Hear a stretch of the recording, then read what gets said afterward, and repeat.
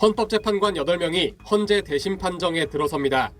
재판부는 오늘 오전 보복범죄를 저질러 처벌받은 택시운전사 면허를 취소하도록 한 현행법은 합헌이라는 판결 등 일반 사건 40건 선고를 진행했습니다. 택시 운수 종사자, 개인 택시 사업자, 화물 운송 종사자의 기본권을 침해한다고 보기 어렵습니다.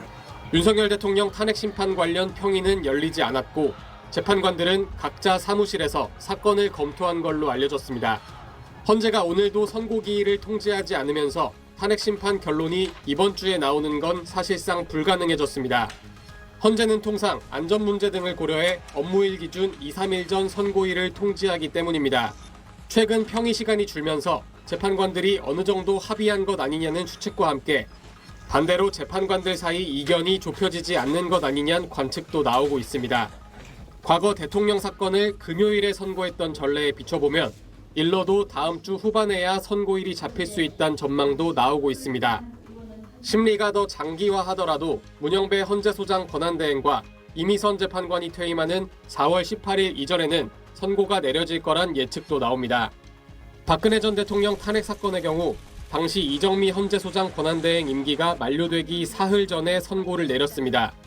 헌법재판소 관계자는 평의는 계속 진행될 것이며 준비가 되는 대로 선고기일을 통지하겠다는 원칙에는 변함이 없다고 밝혔습니다. SBS 황광현입니다. 네, 내용은 임찬정 기자와 더 살펴보도록 하겠습니다. 윤 대통령 사건 변론이 종결된 게 이제 2월 25일이니까 한 달이 넘었습니다. 제가 여러 차례 물어봤습니다만 이렇게 늦어지는 이유가 대체 뭡니까? 네, 사실 재판관들 평의 과정에서 어떤 이야기가 오가고 있는지 정확히 알 수는 없습니다. 다만 선고가 예상보다 많이 늦어지면서 헌재가 선고를 안 하는 것이 아니라 못하고 있는 상황이라는 추정도 하나의 가능성으로서 제기되고 있습니다. 재판관들이 안 하는 게 아니라 못하는 상황이라면 대체 어떤 겁니까? 네, 일단 선고가 계속 지연되고 있는 상황에 비춰볼 때 지금 시점에 재판관들 사이에 이견이 있을 가능성은 높습니다. 하지만 전원 일치 결정 의무는 없기 때문에 사실 이견이 있으면 있는 대로 헌재는 결정을 선고할 수 있습니다. 그런데도 선고가 이렇게까지 늦어지는 건 8인 재판관 체제에서 탄핵 심판 결정을 선고하기가 사실상 어려운 유일한 경우인 5대3 교착 상태, 즉 인용 5명 대 기각 또는 각하 3명으로 의견이 갈라져 있는 상황 때문일 가능성이 있습니다. 지금 방금 이야기한 것처럼 5대3으로 의견이 갈린 게 교탁 상태라는 건데 왜 그런 거 지금 설명을 더 자세히 해주시죠. 네, 말 그대로 재판관 8명 체제에서 5대3인 경우에는 탄핵 심판 종국 결정을 선고하기가 사실상 어렵기 때문입니다. 법률적으로만 따지면 인용 5명 대 기각 또는 각하 3명이면 기각 결정을 선고할 수 있습니다. 인용 의견이 탄핵 정족수인 6명에 미치지 못하기 때문입니다. 하지만 8명 체제에서 5대3 기각 결정을 선고할 경우 9번째 재판관이 임명되었다면 결과가 뒤바뀌었을 수 있다는 실질적 정당성 문제가 제기될 수밖에 없습니다. 원래 임명됐어야 할 9번째 재판관이 인용 의견을 냈다면 6대3이 되어 파면이 선고됐을 것이고 반대로 9번째 재판관이 기각 또는 각하 의견을 냈다면 5대4로 기각됐을 상황이기 때문입니다. 헌재도 이런 문제를 의식해 지금까지 8명 재판관 체제의 탄핵 심판 등에서 5대3 결정을 선고한 적은 한 번도 없는 것으로 알려졌습니다. 더구나 지금은 국회가 지명한 40여 재판관 후보자를 대통령 권한대행이 임명하지 않는 것이 위헌이라고 헌재가 2차례나 지적한 상황이라 5대3으로 의견이 갈려있다면 9번째 재판관 의견 없이 선고하기는 더욱 어려울 겁니다. 정말 가정입니다만 이렇게 의견이 갈려 있어서 정말 이제 선고가 지연되는 거라면 재판관 이제 2명이 퇴임하는 4월 중순 이전에 그럼 선고를 할 수 있긴 있는 겁니까? 네, 재판관 2명이 퇴임하는 4월 18일까지는 어떻게든 선고하기 위해서 헌재는 노력할 수밖에 없을 겁니다.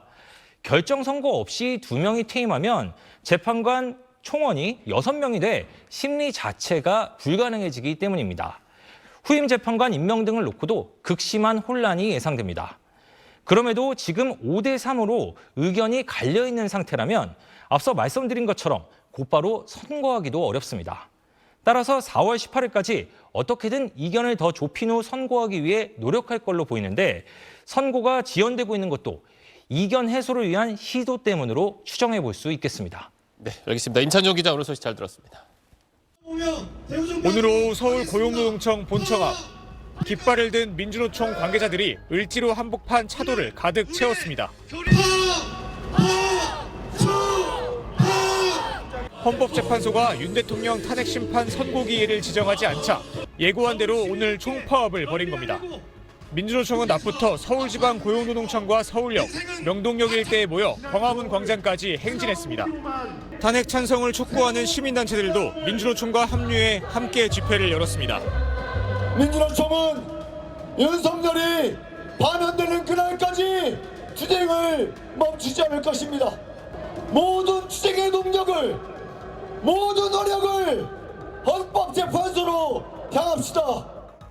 행진과 집회가 이어지며 광화문 광장과 안국역 일대 교통이 정체를 빚기도 했는데 민주노총은 헌재가 선고기일을 확정할 때까지 매주 목요일 총파업에 나선다는 계획입니다.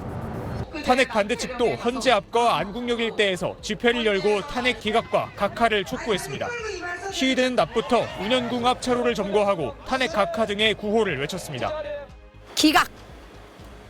각하하면 또 탄핵시킬까 봐. 계속 이 집회가 진행된다면 끝까지 나올 거예요. 나라를 위해서. 헌재 바로 앞에선 탄핵 반대 릴레이 발언과 노숙농성이 이어졌습니다. 탄핵 선고가 기약 없이 늦어지면서 헌재를 향한 탄핵 찬반 측의 목소리는 더욱 거세질 걸로 보입니다. SBS 김진우입니다.